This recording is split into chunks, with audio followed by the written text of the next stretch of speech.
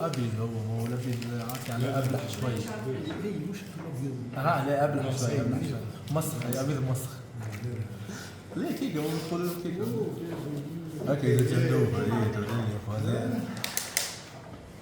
الشباب عجبتوا الريل بلون هذيك تاع جندوبه في الليل، اختي صورتوها هذيك في الهكاكا نتاع الريزو ايزي. اي اختها هكا مطر ذكرتني نهار البلابي ديجا راويين كمان اخت اللوج على البلابي. حاضرين؟ شكرا على ربي. Donc, demoiselle Aya Bhihi et Nesrine Zorgi. Donc, on se réunit aujourd'hui pour évaluer votre travail dans le cadre de licence. Votre projet est intitulé Conception d'une prothèse transfert moral. Donc, on vous accorde 20 minutes pour exposer l'essentiel de votre travail. Parti. Nous tenons tout d'abord à vous remercier pour l'intérêt que vous avez bien voulu porter à notre travail en acceptant de faire partie de ce jury. Je me présente, Nesrine Zorgi, accompagnée de ma collègue Aya Bhihi. Nous sommes ravis d'être parmi vous aujourd'hui pour présenter notre projet de fin d'études intitulé Conception d'une prothèse transfémorale que nous avons réalisé au sein de l'entreprise bionique Attac sous l'encadrement de notre encadrant académique, M. Ahmed Djabi, à qui nous adressons nos sincères remerciements pour son soutien, ses conseils précieux et sa disponibilité, ainsi que notre encadrante industrielle, Mme Nadeg elle-même. Ce travail est composé de 6 parties principales. Premièrement, l'introduction, où nous allons exposer le contexte général du projet, la problématique ainsi que les objectifs visés. Deuxièmement, l'étude de l'art, qui consiste à analyser les différentes solutions existantes dans le domaine de prothèse transfémorale. L'analyse systémique dans laquelle nous allons modéliser le système à l'aide du diagramme systémique et justifier les choix techniques retenus. Quatrièmement, conception 3D, calcul et dimensionnement, où nous présenterons la modélisation réalisée ainsi que les hypothèses de calcul pour garantir la performance du système. Cinquièmement, prototypage, où nous abordons le prototypage ainsi que les méthodes de réalisation de prototypes. Et enfin, nous conclurons par un résumé de principaux résultats obtenus. Avant de parler de technologie et d'ingénierie, prenons un instant pour penser à la réalité humaine.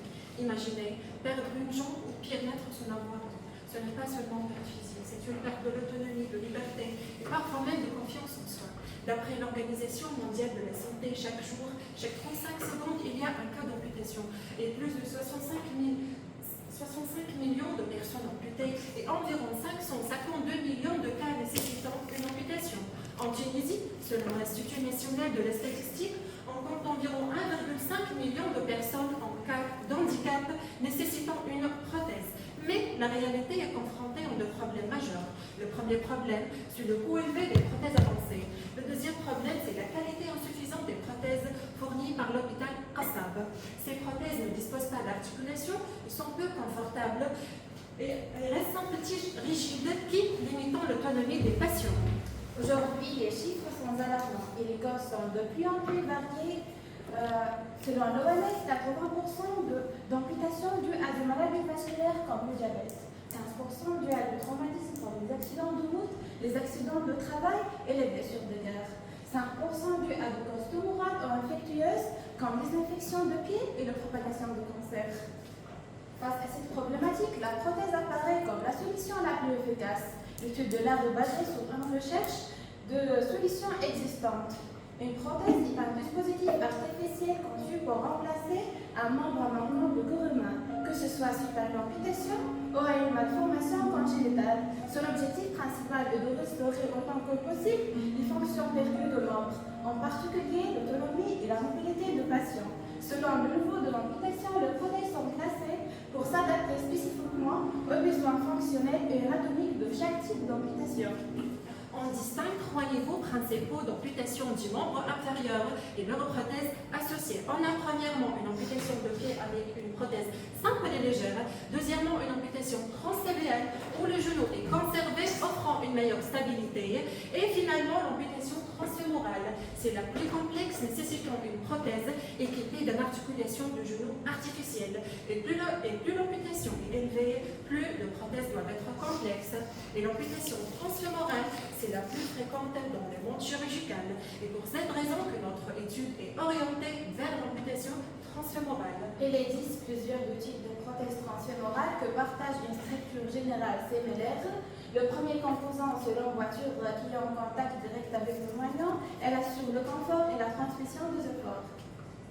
Le genou sert à remplacer la fonction biomécanique d'un genou humain en assurant la mobilité, la sécurité et l'adaptabilité aux terrains différents. Pilon, il s'agit d'un tube structurel généralement en aluminium acier inoxydable au tétane qui assure la liaison entre le genou et le pied prothétique. Le pied prothétique permet le contact avec le sol. Il joue un rôle très important dans l'équilibre et la marche. Tous les composants sont reliés entre eux avec des adaptateurs sont les pièces de jonction. À ce stade plus avancé de notre étude, nous procédons à l'analyse de système à l'aide de systèmes afin de comprendre le fonctionnement de la prothèse et de structurer le besoin avant de conception détaillée. Ce diagramme présente les exigences principales de la prothèse transfémorale. L'objectif principal est de permettre une marche stable et confort. Pour cela, plusieurs besoins sont importants. Stabilité de marche, confort de l'utilisateur, résistance mécanique et contrôle de mouvement. Et ce diagramme modélise le flux de contrôle et le flux de données à l'aide des capteurs et notre système capte le mouvement de l'amputé pour assurer la phase d'appui et la phase oscillante. Et on présente ici les interactions entre les acteurs qui sont le composant des prothèses selon un ordre chronologique. Les capteurs envoient des signaux au contrôleur pour calculer l'angle optimal du genou et commander l'exécution du mouvement du genou. Ce diagramme représente les comportements dynamiques d'un système ou d'un composant. Il détermine l'état pour lequel le système passe. Et pour notre système prothèse transfémorale, le diagramme décrit le cycle de marche de la prothèse, appui, repos, stabilité, pendulaire, flexion, extension, puis le cycle recommencera à chaque pas. Et ce diagramme modélise les fonctions principales du point de vue d'utilisateur. Il met en évidence deux acteurs principaux. Premièrement, l'utilisateur qui fait leur activité quotidienne comme marcher, s'asseoir et se lever. Et le deuxième acteur, c'est le technicien orthopédiste qui fait le réglage ou la maintenance de la prothèse. Ce diagramme représente l'architecture globale de la système. Elle est composée de 5 blocs principaux, partie mécanique constituée d'un genou prothétique, pylône en voiture et pied qui assurent le support et le mouvement. Partie commande, capteur microcontrôleur qui capte les données du système. Ce diagramme présente le partie interne de notre système et le fonctionnement, l'emboîture et le partie en contact direct avec le moignon. Le capteur mesure la force des cellules musculaires et envoie au contrôleur pour commande le moteur. Dans cette partie, nous présenterons le choix de solutions à l'aide de méthodes multicritères. Cette méthode a permis de comparer les différentes solutions selon plusieurs critères, tout en tenant compte de l'importance de chaque critère à l'aide d'un système de pondération. On distingue trois types de l'emboîture. Esquiade thématique, cette emboîture englobe l'esquiade, donc elle donne une très bonne stabilité, surtout pendant la marche, mais elle peut être un peu confortable. Sous esquiade, ici, on ne bloque pas l'esquion, donc elle peut être un peu confortable et permet une plus grande liberté de mouvement. Mal anatomique, c'est un type d'emboîture conçue selon la forme anatomique de corps humain. Elle offre un équilibre entre confort et stabilité. Ce tableau compare trois emboîtures transférorales sur 5 critères, là unité sur 10 et multiplié sur le poids de critères. Le marbre anatomique obtient le meilleur score avec 8,65 grâce à sa supériorité sur le confort. Grâce à le confort, donc elle est notre solution retenue. Le corps de la prothèse réside dans le genou, dont deux types d'articulations sont représentés.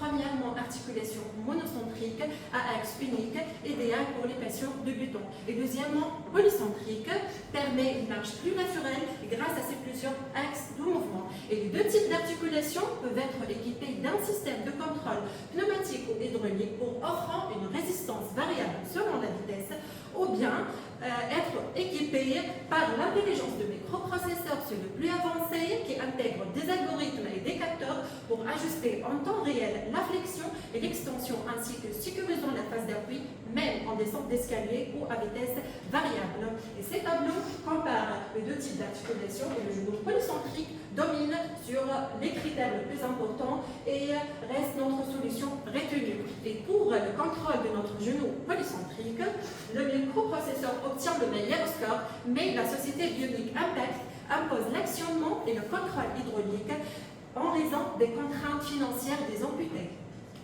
Concernant le pylône, on distingue deux types de pylônes. Pylône exosquelettique qui s'intègre dans une structure interne modulaire, visible et rigide. Pylône endosquelettique qui s'intègre dans une structure interne plus légère et réglable. Le comparaison entre les deux résulte que le pylône endosquelettique domine sur la légèreté et la maintenabilité avec 50% de la décision. Contre le pylône exosquelettique qui est de 6,95 points, donc le pylône endosquelettique est une autre solution retenue. Il existe plusieurs types de pieds. Choisissez selon le niveau d'activité des patients ou bien leurs besoins. On a premièrement une pied sage sans articulation mais avec un confort limité. Deuxièmement, pied à restitution d'énergie permet de stocker et restituer l'énergie pendant la marche pour offrir une marche plus naturelle et dynamique. Et troisièmement, le pied à multi-action qui s'adapte aux différents terrains grâce à plusieurs axes de mouvement. Et le trois types de pieds sera comparé et le pied à restitution d'énergie reste notre solution retenue grâce à sa meilleure score. On peut sélectionner nos 4 composants en passant à la phase de conception et calcul. Cette phase débute par un croquis qui traduit nos solutions technologiques en une première représentation. La conception est représentée avec le composé, l'emboîture et en contact avec l'adaptateur, le genou composé principalement de 4 barres équipé d'un vérin hydraulique monté sur le pylône qui est en appui avec le pied prototype à restriction d'énergie. Ce chemin représente notre prothèse en 6 parties principales. Premièrement, le S0, c'est l'emboîture. Le S1 et S2, ce sont les barres de notre genou polycentrique. Le S3, c'est le pylône ou bien le jambe. Le S4 et S5 représentent notre vérin pour contrôler le genou polycentrique. Et le S6 représente les pieds. Et le point de A jusqu'à F représente notre liaison pivot. Ce chemin représente le mécanisme à 4 barres de notre genou polycentrique. Elle est composée d'un bâti fixe R1, d'un manuel R2, d'un coupleur R3 et d'un suivant R4. Le mouvement transmis entre ces éléments permet la flexion-extension du genou.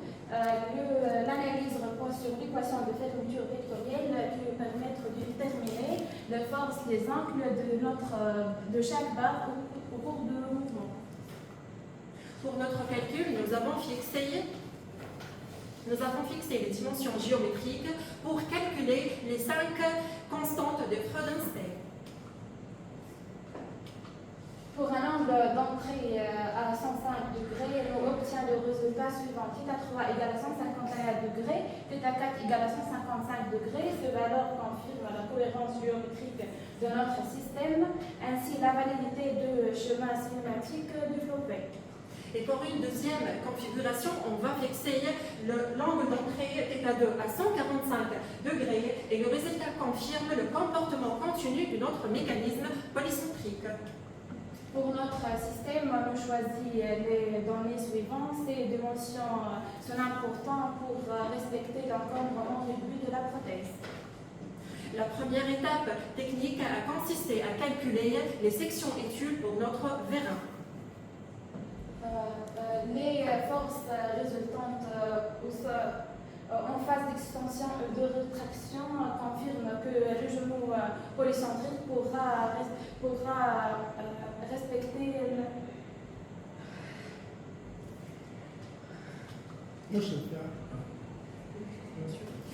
Pour maintenir la vitesse cible de 0,8 mètres par seconde, le système doit délivrer un débit maximal en extension à 5,43 litres par minute. Et on passe maintenant à la prototypage pour le premier composant, l'emboîture.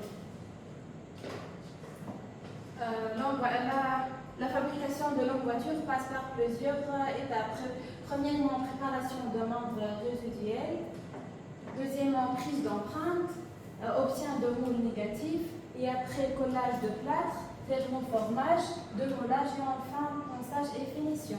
Et pour la fabrication du genou, la première étape, c'est la modélisation 3D sur SolidWorks. Deuxièmement, l'exportation en fichier STL. Troisièmement, les préparations sur le Ultimate. Et le quatrièmement, le lancement de l'impression 3D. Étape 5, c'est le retrait du support du notre mécanisme. Sixièmement, le ponçage et la finition. Et enfin, l'assemblage des composants. Passons maintenant à la fabrication de pelants. La fabrication de pelants passe par 5 étapes. Conception de pelants, choix de matériaux utilisés, de coupe de matériaux, usinage de passage et enfin finition et test de validation. Au-delà de l'aspect technique, ce projet nous a permis de comprendre l'importance de prothèses dans l'amélioration de la qualité de vie de personnes amputées.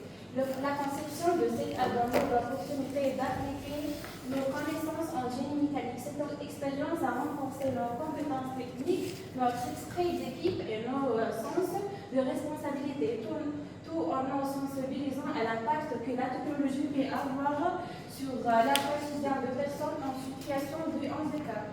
Et comme perspective finalisée, nous prévoyons à finaliser le brevet et concevoir un genou sphérique innovant à 3 degrés de liberté et de valider la résistance du notre prototype selon les normes internationales et créer une start-up tunisienne de pointe et une unité de fabrication nationale pour réduire la dépendance vis-à-vis des prothèses importées.